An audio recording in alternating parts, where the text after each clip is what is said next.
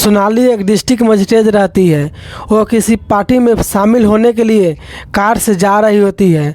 तभी एक जगह पे उसकी कार की टायर पंक्चर हो जाता है। ड्राइवर नीचे उतरकर डिक्की खोलता है तो देखता है कि वहाँ पे स्टेपनी नहीं है ताकि इसे अभी बनाया जा सके। फिर वो आकर बोलता है, मैम अभी तो इसमें स्टेपनी भी नहीं है और दूर दूर तक कोई पंक्चर की दुकान भी नहीं दिख रही है। तो सोनाली बोलती है, कुछ भी करो, मुझे लेट हो रही है, पार्टी में शामिल होना बहुत इम्पोर्टेंट है। तब उसका ड्राइवर एक ऐसे आदमी को कॉल करता है जो पंक्चर बनाता है और वो अपने साथ बाइक पर ही पंक्चर बनाने की सारे सामान लेकर चलता है और उसके पास कॉल करता है और उसकी लोकेशन भेजता है। कुछ देर बाद वो आदमी वहाँ आ जाते हैं और वहाँ आने के बाद वो पीछे बाइक खड़ा करके और उतर कर वो पीछे का जो चक्का है पंक्चर आता है उसे बनाने लगते हैं। और बनाने के बाद जब डिक्की खोलता है तो वहाँ पे उससे सोनाली बैठी देखती है और सोनाली को देखकर वो हक्का बक्का रह जाता है। दोस्तों, इतना ही नहीं, फिर जाकर वो पंक्चर बनाने लगता है। लेकिन पंक्चर बनाकर जैसे जाने लगता है, सोनाली अपने कार से निकलती है और एक लिफाफा को ड्राइवर को देती है और बोलता है, जाओ उसे दे दो। और ड्राइवर लिफाफा देने लगता है तो जो कार पंक्चर बनाने वाले हैं मैकेनिकल, वो लेने से मना कर देता है और बोलता है कि आप तो बड़े बड़े लोग हो, जब ज़रूरत पड़े तो मदद कर देना, इसकी क्या ज़रूरत है। तब नीचे उतरकर सोनाली अपने हाथों से उसे लिफाफा देता है और देते समय सोनाली की आंखों में आंसू आ जाता है। दोस्तों, सोनाली और उस मैकेनिकल के बीच क्या रिश्ता था, कि आखिर क्या मामला था, इसकी पूरी कहानी हम आगे बताएंगे। दोस्तों, कहानी शुरुआत करने से पहले आपसे रिक्वेस्ट है कि अगर आप चैनल पे नए हो तो चैनल को सब्सक्राइब कर लीजिए ताकि मेरा हौसला बढ़ता रहे। एक अमीर घर में भाई, बहन और माता पिता, 4 लोगों की सुखी संपन्न परिवार रहता है। और किसी पार्टी फंक्शन में शामिल होने के लिए वहाँ पहुँचता है। वहाँ पे भी एक लड़का गौरव नाम का रहता है, वो भी आता है, जो उत्तराखंड के काशीपुर का रहने वाला होता है। काशीपुर जो गढ़वाल में पड़ता है। फिर वो लड़की को देखते ही सौरव को उस पर मोहित हो जाते हैं और उसे मन ही मन पाने की इच्छा रखने लगता है और उसे अपने जाल में फंसाने की पूरी प्रयास करता है। इधर लड़की जिसका नाम सोनाली रहता है, वो भी उसे देखकर वो भी उसके प्रति आकर्षित हो जाते हैं। फाइनली पार्टी शादी ब्याह का पार्टी रहता है। समाप्त होने के बाद दोनों बाहर मिलते हैं और एक दूसरे का नंबर एक्सचेंज करते हैं। फिर दोनों का प्यार हो जाता है और फ़ोन पर बात करना, मिलना जुलना ये सब चलते रहता है। यह सिलसिला लगभग साल भर चलता है। फिर वो एक दिन सोनाली बोलता है कि मेरा शादी कहीं और हो रहा है, मैं आपसे प्रेम करती हूँ, मैं चाहती हूँ कि मेरा शादी आपसे हो। तब सौरभ बोलता है, देखो मैं तो काफ़ी गरीब लड़का हूँ, लेकिन तुम अमीर और अच्छा परिवार से हो, तो ये बहुत मुश्किल है कि एक गरीब लड़का और अमीर लड़की की शादी हो जाए। तब वो बोलती है कि कोई बात नहीं, मैं अपना कंप्रोमाइज़ कर लूँगा, आप टेंशन मत लो। फाइनली दोनों विचार करते हैं और भागकर लव मैरिज कर लेते हैं। इधर जब पेरेंट को पता चलता है कि सोनाली और सौरभ, चूँकि सौरभ उसका दूर का रिश्तेदार रहता है, कि आपस में शादी कर लिया, तब बोलते हैं कि ठीक है आ जाओ। जब कर ही लिया तो फिर अब समाज के डर से दोनों को धूमधाम से बाजे के साथ, बारात के साथ शादी कर देता हूँ। फाइनली बड़ी धूमधाम से दोनों की शादी घरवाले के राजामंदी से हो जाता है। शादी के बाद सब कुछ सही चल रहा होता है, लेकिन कुछ दिन बीतने के बाद जो लड़की है सोनाली बोलती है कि मुझे आगे भी पढ़ाई करना है, मैं यूपीएससी का प्रिपरेशन कर रहा हूँ, मैं तैयारी कर रहा हूँ। तो सौरभ बोलता है कोई बात नहीं, अगर तुम पढ़ाई आगे करना चाहती हो तो करो, जितना खर्च लगेगा मैं दूंगा, कोई बात नहीं। फाइनली वो पढ़ाई करने लगती है और साथ में साथ वो यूपीएससी की प्रथम प्री क्लियर कर लेती है, मेंस भी क्लियर करती है। फिर उनको इंटरव्यू का बाकी रहता है, तभी सोनाली को वहाँ का जो अपने ससुराल वाले में बहुत सारी चीज़ें कमी देखने लगती है। वहाँ पे यहाँ तक सौरव में भी बहुत सारे कमियाँ, घर में पैसे की तंगी, बहुत सारी दिक्कतें की सहन करने पड़ती है।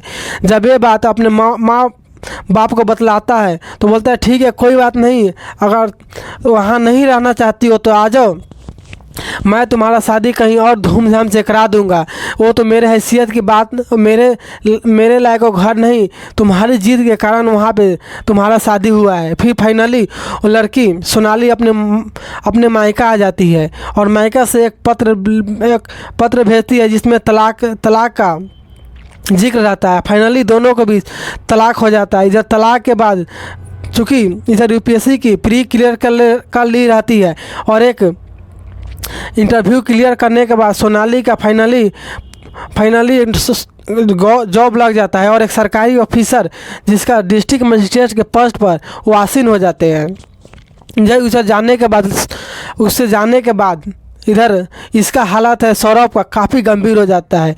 कर्ज के में डूबे रहते हैं और बहुत ज़िंदगी पूरी तरह से बर्बाद हो जाती है। उस कर्ज को निपटाने के चक्कर में अपने सारे ज़मीन बेच देते हैं, जो भी संपत्ति है उसे बेचकर दारू शराब ऐसा सारे नशे करने लगते हैं उसकी याद को भुलाने के लिए।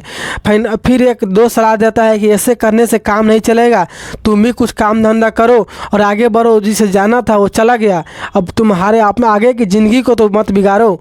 फिर वो पंचर की दुकान पे काम करने लगता है।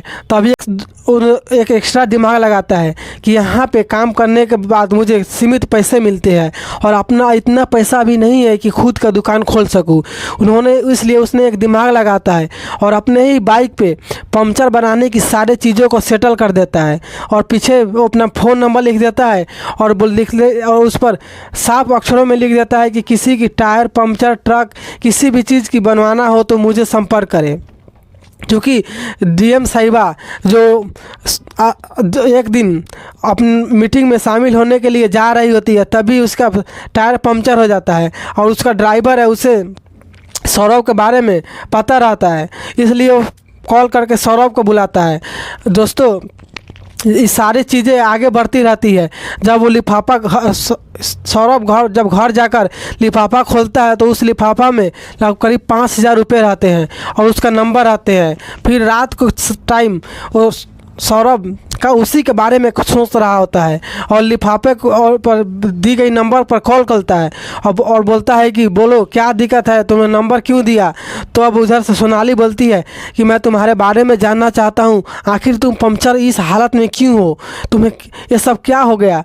तब सौरभ बोलता है कि ये सब बातें मिल के बताऊँगा, फ़ोन पे बताने की टाइम नहीं है। फिर दोनों एक जगह मिलने की योजना बनाती है और दोनों एक जगह मिलते हैं और मिलने के बाद बतलाता है कि तुम्हारे जाने के बाद मैं ये सदमे में आ गया, दारू शराब ये चीज़ बहुत सारे घटनाएं हुई, सारे के जिक्र करता है। जिसे सुनने के बाद सोनाली की आंखों में आंसू आ जाते हैं और माफ़ी मांगने लगते हैं कि मुझे माफ़ कर दो, आप ही ने मुझे पढ़ाया लिखाया इस मुकाम पे पहुंचाया, लेकिन अपने मायके और घर वालों की सलाह मानकर मैं वहाँ से हट गई, मुझे माफ़ कर दो। अगर चाहो तो अभी भी मैं तुमसे उतना ही प्यार करता हूँ जितना पहले करता था।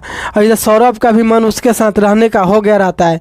फाइनली दोनों वहाँ से निकल कर एक मंदिर में जाते हैं और मंदिर में जाकर बड़ी धूमधाम से शादी कर लेते हैं। और यह बात सोनाली अपने फ़ोन करके मायका बतलाती है कि मैंने सौरभ से फिर से दोबारा शादी कर लिया। और सोनाली जब इधर अपने घर वालों को बतलाते हैं तो घर वाले सुनकर काफ़ी खुश हो जाते हैं और बोलते ठीक है कोई बात नहीं, कर लिया तो बहू को लेकर आ जाओ। और उधर सोनाली बोलता है चलो ठीक है अब साथ ही रहेंगे, साथ ही हर जगह चलेंगे। तब सौरभ बोलता है ये कैसे साथ रहेंगे, समझा नहीं। तो सोनाली बोलता है कोई बात नहीं, आज से आप मेरे कार ड्राइवर हुए, अब मैं जहाँ जाऊँगा आप मेरे साथ रहोगे और इससे किसी बात का मुझे कोई दुनिया कुछ भी कहे, मुझे इस बात का कोई फ़र्क नहीं पड़ता कि एक ऑफिसर का हस्बैंड ड्राइवर है और हम हमेशा लिया साथी रहेंगे, यह कहकर वहाँ से चल जाते हैं। दोस्तों फाइनली दोनों का ज़िंदगी बहुत अच्छे से चलने लगता है। और एक घटना सच्ची घटना है। कहीं आज सोच सकते हो कि इस ज़माने में लड़कियाँ एक ऐसे इंसान से शादी कैसे कर लिया जो खुद उसके लेवल का नहीं हो। बहुत ही कम ऐसे लड़कियां होते हैं जो इस प्यार की इस भावना को समझ पाते हैं। दोस्तों ये पूरी कहानी, पूरी घटना आपको कैसे लगी, अपना राय कमेंट बॉक्स में ज़रूर दें। मिलते हैं नेक्स्ट वीडियो में। आप वीडियो को पूरा देखने के लिए आपका बहुत बहुत धन्यवाद।